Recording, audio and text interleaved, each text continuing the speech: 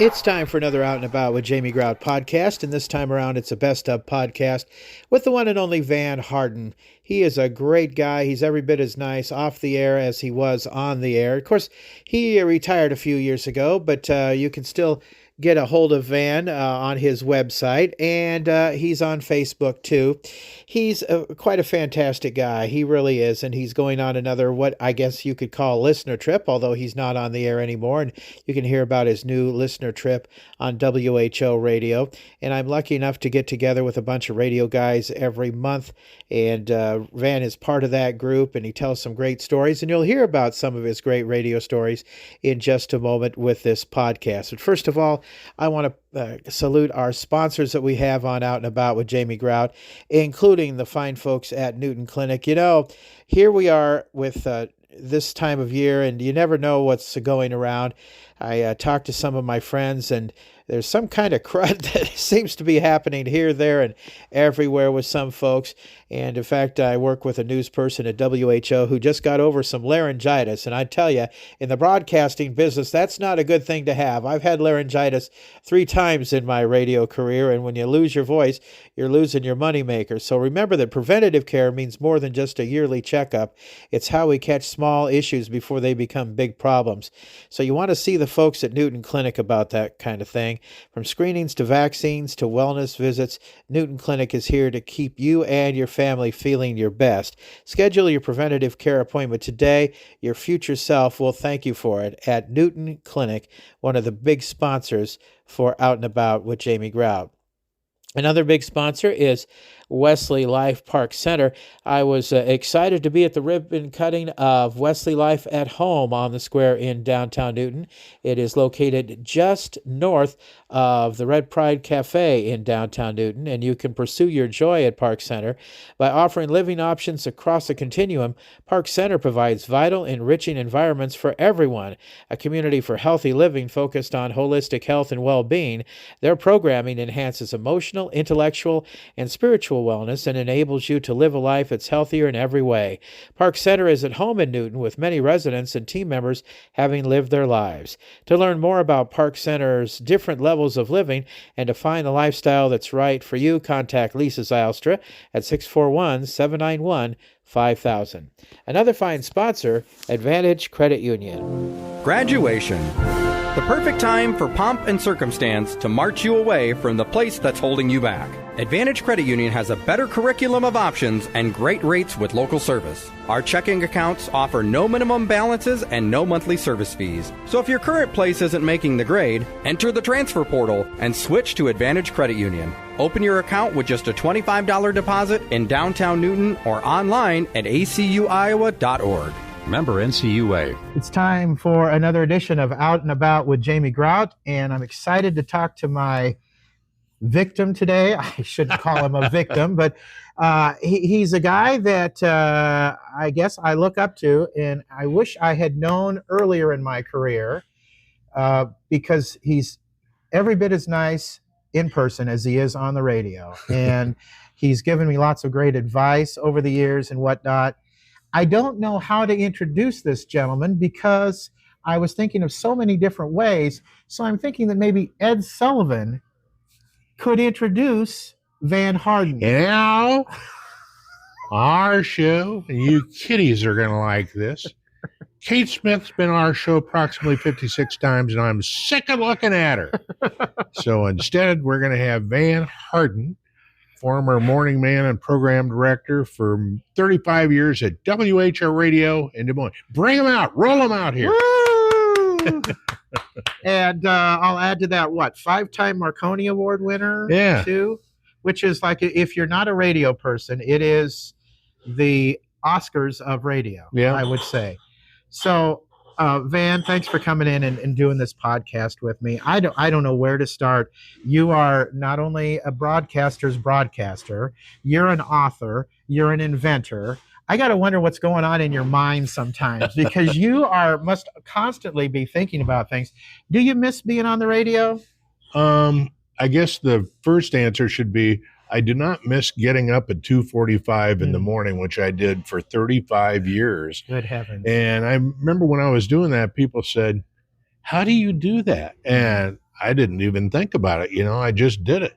But now that I'm not doing it, as I think back, and I mean, I've been up once at 2:45, and that was to go to the bathroom, since then. I'm not sure how I did it either. Yeah. But God blessed me with the ability to get that done. But at the end, it got harder and harder and harder just because getting older. Sure. You spoke at our Newton Rotary Club here a while back, and you told an interesting story about you've told me about how you got into radio, and Roy Fox, who was a big influence on you, and you sent out some letters, and we'll get to that. But even before that, before you sent out the letters to the DJs, what do you think it was that made you think about getting into radio and being curious about it? Well, my father used to be very concerned about me when I was a kid. What are you going to do to make a living? How are you going to earn money and all that? And I mean, he was relentless with this. I mean, every week, if not every day. And I just wanted to ride my bike around Adel. I didn't think about stuff like that. And then I got to thinking, well, I probably better come up with an answer for this guy. And I just noticed that before I went to school, I was listening to the radio, and it was WHO, oddly enough, and it was Don Warren at the time. And after a while, he kind of was like a friend to me, even though we'd never met one another. And so then they had an ad on there that they're starting a new program in the afternoon called The Fox's Den. And Roy Fox was going to do that. So as soon as I get home from school, I'd turn it back on and I'd listen to The Fox's Den. And then Roy Fox had an hour break, and then he did Clear Channel Conversation. And so I realized I'm listening to the radio all the time, and these guys sound like they're having fun. And it dawned on me that apparently they pay these people to do that, albeit not very much necessarily. But so I sought out my dad, and I said, Dad, I have an answer to your question. And he says, good. What do you want to do? I said, I want to be on the radio. And you would have thought I said, I want to go to Ringling Brothers and be the human cannonball. It just, nobody in our family had ever had a history of having a good voice or doing anything like that. He was an insurance guy. And so he got this big grin, and he said, quote, you'll get over that. Oh, not so much. And I did, but it took 50 years. Sure. So that's how I first inched into this. And then you wrote a letter to a bunch of DJs, and Roy Fox was the only one that responded to you, right? Yeah, I wrote a letter to 5 guys, people that I had listened to. And by that time I was dialing around listening to other guys too.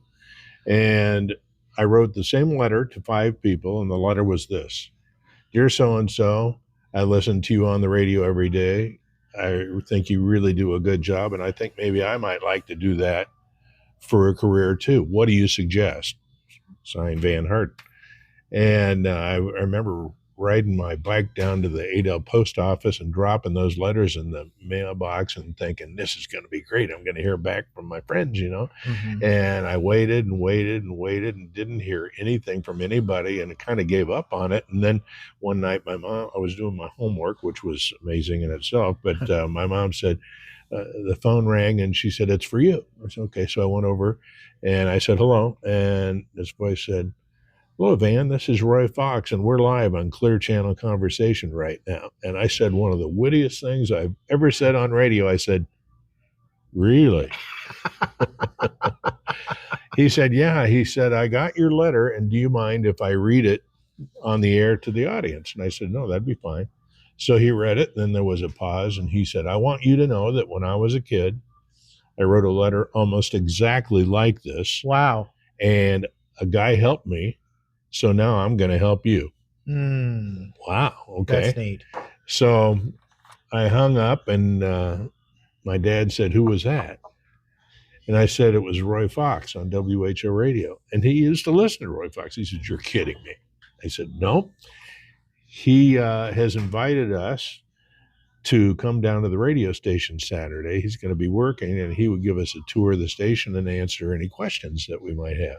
And so, wow. Yeah.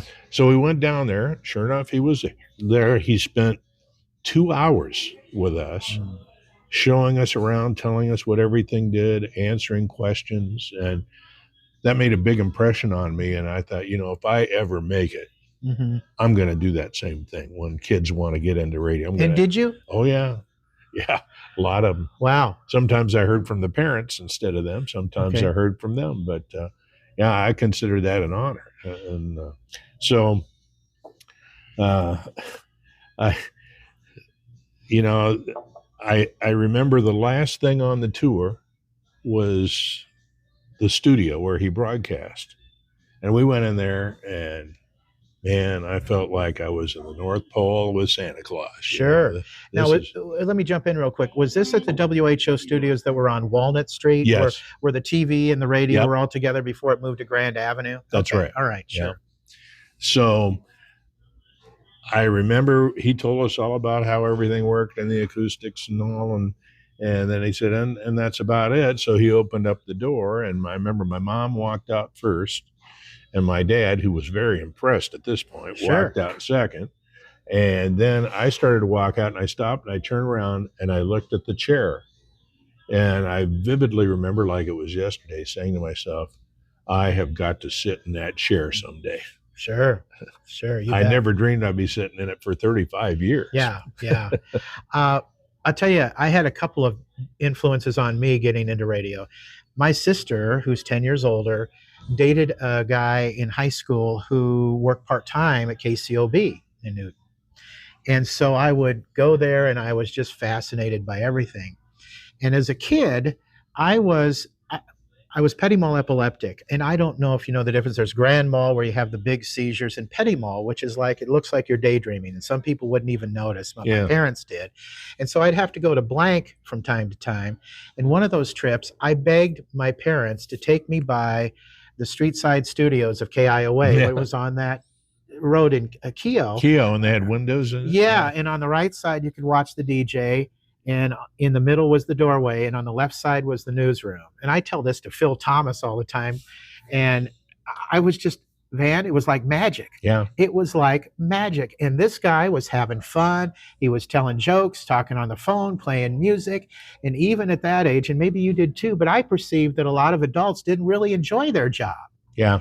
And you and I got into a profession that was fun. That's absolutely true. Wow. Fantastic.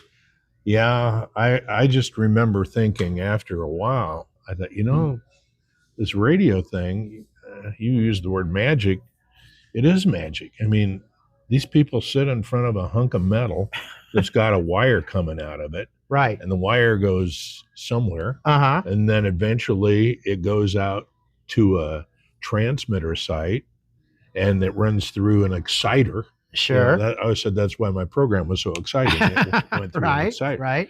And then it goes up the tower and out it goes. And magically, people have these little boxes in their car and in their house, and they turn a knob, and your voice has flown through the air and gone to their little box, and it comes out, and they can control how loud it is. I say, that really is amazing. Yeah. To me, that's more amazing than TV, because TV uses that same thing for the audio. Yeah. So, gosh, so many things I want to ask you. I am going to go back in time to where you were first on the air, and it was in Perry, right? Yes. Okay. How long were you there? About 2.5 years. Okay. 3 years, maybe. And then you went to Tulsa? Yes. And I heard an air check. Now, this was like a beautiful music station you were on, right? Yeah. You must have been bored to tears. Yeah. pretty much. Yeah, pretty much. And then did you go to KRNT after that? Yes. They called me, and the program director at KRNT said, I can't believe I found you. We had our ears on you when you were in Perry, and I wanted to hire you. Was that Del Hall? Yes. Mm-hmm. And he said, so I called out to the station, and you weren't there. Mm. And then I came back, and he found me. And so they hired me to be the all-night man. on KRN. I was the first guy ever to keep KRNT on after midnight. Oh, is that right? Okay. And I did that for about 3 months. And then Del Hall called me at home one time and woke me up because I had a weird sleeping schedule because of that. And he said, "Hey, you need to come down to the office." And I said, "Okay." And I thought, how much trouble can I possibly get into between midnight and 6 in the morning? So I came in and he said, "I got to tell you, I got up last night to go to the bathroom and I turned on the radio and you told one of the funniest stories I've ever heard. And from now on, you're going to be on in the middle of the day." Wow. Isn't that great? Yeah. Yeah. So well, he must have been a great mentor for you. Yeah, he was a good guy, and he used to have a lot of strict rules. And then I can remember asking him about some things, and he said, things don't really have to happen this way. Oh. Things can be massaged, like the music list. Boy, we had to play certain ones at certain times. So he gave you some wiggle room. Well, yeah, but he was trying to give me the principle of broadcasting that, what I set up for you is good, but it may not be the best, and there may be others, and that's okay. Huh. That's good. Not all program directors are like that. Yeah. So that's fantastic. Yeah. And I listen, by the way, if you ever want to hear good Des Moines radio history, go to DesMoinesBroadcasting.com. Oh, there's some great stuff. Oh, yeah, definitely. And I heard your first shift on KRNT when you were working overnights. And we're here at the Machine Shed recording this in Des Moines. And every month, the first Wednesday of every month, a group called Microphonies gets together. And they're a bunch of people who are currently in radio or retired from radio. And the guy who organizes this was the morning guy That's that right. you were promoting. Yeah. And then after that change, I got off at nights. They had me follow Ray Dennis. Oh, is that Yeah. right? Okay, He great. was on till 10, and I was on after that. Might be a hard question to answer. I don't know. But what was the one thing in all your 50 years in radio that stands out to you as the most memorable thing? I think it was, and I don't know what the day it was, but when I first got into this, I was all enamored with queuing up records and playing tapes and music and all of that. And it didn't take me too long after I got on the air to figure out that's not the fun part of this. The fun part is the listeners, Sure. the people that would call and talk to me, and the people that I would see when I went out and about. And, I don't know how many accountants get off of their job and go to the grocery store and people say, "Boy, you did a great job accounting today," Right. But when I was on the radio, I'd go to the grocery store and people said, "Man, that story you told about that was great." And just the feedback that you get. Sure. It's like applause. Yeah. Uh-huh. Yeah. Yeah. I mean, because when you're in the studio, you don't know how people are responding. No. But when they come back to you and mention things, that's fantastic. I know one time I hosted I forget whether it was a concert or a political thing or something, but they wanted me to host the thing. So I came out, and it was right during a presidential election. And I said something about, this is an honor for me to do this, but you know why? Because I don't have to break for 60 seconds or 2 minutes. Sure. And boy, the place busted out in applause because everybody was sick of the political ads. You told a story I want to go to because it's pretty funny. You had a speaking engagement at a classroom at Interstate 35 schools, I believe it was. Yeah. Tell that story, because those kids were excited to have you in there. Oh yeah, I had lots of requests to speak, and one of them was I forget what it was, middle school or junior high or something, and so I went down there to New Virginia or St. Charles or wherever it was, and after the teacher asked me to come, she called me every few days and she said, "I just can't tell you how excited these kids are that you're going to be coming to our class to speak." And I thought, well, that's, get puffed up about that, but I thought it was kind of weird because it's not like I was a rock star or something. So anyway, I went down there, and she opened up the door and introduced me, and I went in, and it was stone cold silent. They thought Van Halen was coming. And to this day, that's one of the longest hours of my life. I bet. Yeah. I bet. You almost got out of radio, too, to work at a packing plant. Oh, well, yeah. and you had something, maybe it was sent from heaven or something, Yeah. that kind of changed your mind. What happened there, Van? Well, a guy who was on KRNT right after my shift, I walked in and he was reading the newspaper one day. I said, "What are you looking at?" And he said, "I'm looking at the want ads." He says, "Look at this. Out in Perry, Iowa, the Oscar Mayer plant, they're paying people triple what we're making here to stuff hot dogs." I said, "You're kidding." He says, "No." He says, should we go stuff hot dogs?" Because he had the same problem I did. Right. And we said, "Nah, we're having too much fun." And so I moaned and groaned, and I had a real pity party about this whole thing, about how I love this job, but I can hardly pay for gas and food. Right. It doesn't pay very well, especially at the beginning. So the next day I came into the station and the receptionist says, "Man, there's a guy here that's been sitting that wants to talk to you." And so I sat down next to him and he told me a story. He said, my sister was in a real bad car accident a while back, and it was bad enough that she went unconscious immediately. And he said, we took her, she was at the hospital in Des Moines, and they tried everything. They couldn't do anything to get her out of it. So they life flighted her, air life or whatever it is, over to Iowa City, and they're trying over there. And he said, they're not making any progress either. And so the guy said, we, the family, asked the doctors, is there anything we should be doing that might help along with this? And so they said, well, about the only thing you can do is surround her with things that she was familiar with on a daily basis. Mm-hmm. So they got stuff out of her living room and her bedroom, and they put it next, the bedstand and everything. And then he said, I got to thinking. He said, she told me one time that she listens to you every day on the radio and that you seem like a friend to her, which resonated with me. And he said, they can't get KRNT in Iowa City.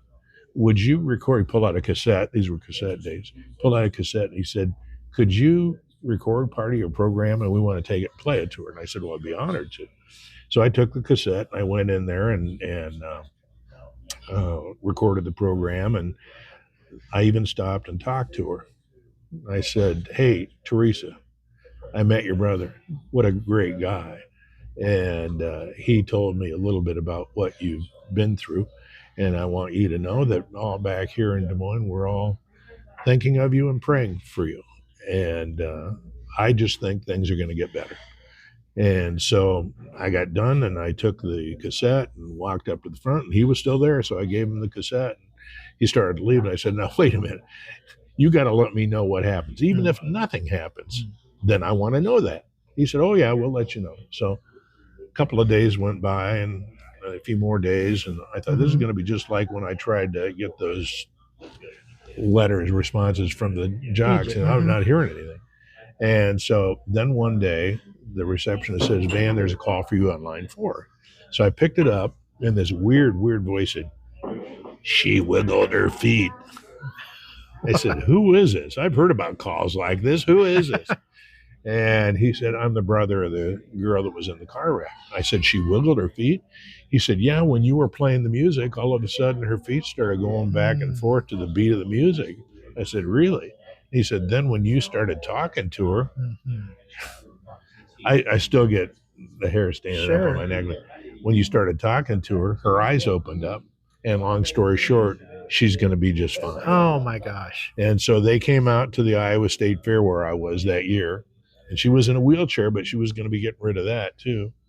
And they wheeled her over to me, and she stood up, and she and I hugged each other for a long time. We were both bawling like babies. Oh, isn't that sweet? Yeah. And so then the family started to leave, and the guy came back, and he said, I just need to tell you how much this has meant to our family. And I said, well, I want to tell you how much it's meant to me, because a few days ago I was thinking about going to Perry, Iowa and stuffing hot dogs instead of doing this. And that was your sign that you needed to stay in radio. So, and I think a lot of times when people don't think they're where they're supposed to be, or they're not doing what they're supposed to do, they probably are and just don't necessarily know it. But it got pointed out vividly to me.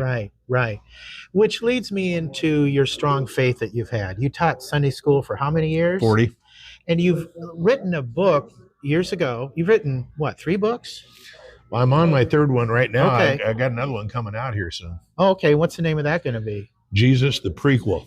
Okay. It's all about Jesus before Bethlehem.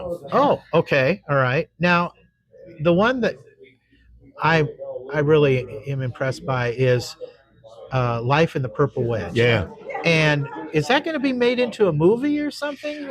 I had a contact about it, and they said, we're very interested in. I thought, how can you make that book into a movie? Even I couldn't figure that out. Mm-hmm. And they said, or it could be TV.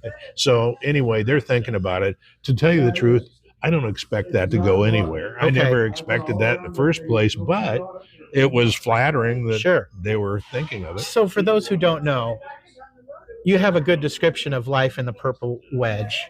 Go ahead and explain that. Okay, well, there was the day you were born and the day you're going to die. Mm-hmm. And I have a big red round circle, and the day you were born is on the left, the day you're going to die is on the right, on those dots. And you're making your way through this red circle. I made it red because life can be traumatic sometimes. Okay.